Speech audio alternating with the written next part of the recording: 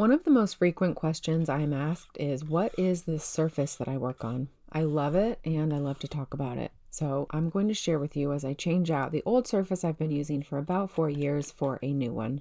This is a non-stick Teflon coated surface and it is good for both metal clays and polymer clays. This one's a little scratched up because I've been cutting on it, which is really not advisable. Don't do that. But after 4 years, I just would like to freshen it up. So first step is to scrape off the clay I can reclaim. Second step is to rip this off, which feels very satisfying. I don't know what I will do with this, but I think it could have another life. The instructions that come with the replacement work surface say to clean the board with rubbing alcohol and a lint-free cloth. I don't have a lint-free cloth that I can think of at this moment, so I'm using this clean cloth and being as careful as I can to not leave lint. I don't think it did. I think this was fine. And then I let it dry.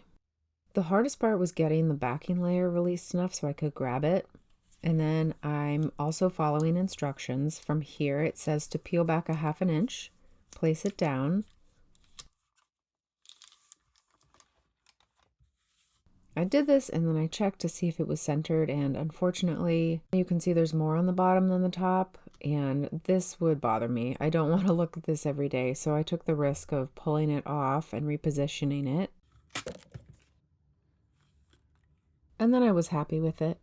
I followed the instructions from here to press from the center to the edges to avoid having air bubbles, peel down a little more, center to edges. I'm not sure you can tell that I'm doing that from this perspective, but I am. Center to edges, and there were no air bubbles. It worked well. I burnished the whole thing with a thumb.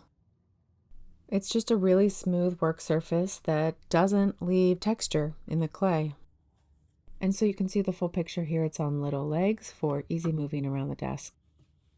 I had a whim last night to cut up the old surface and make little cards like this. They do sell little Teflon work surfaces in this size, so of course that was my inspiration, that really clean one on the right. And this is the kind that I include in the kits that I sell because of all the reasons stated here at such a handy size. And they look like this after they've been used. This is where I collect my scraps as I work, and as you saw at the beginning of this video, it's really easy to scrape those bits off and reclaim them. So many uses here, and I'm just thrilled that I have multiple work surfaces for my many ongoing simultaneous projects.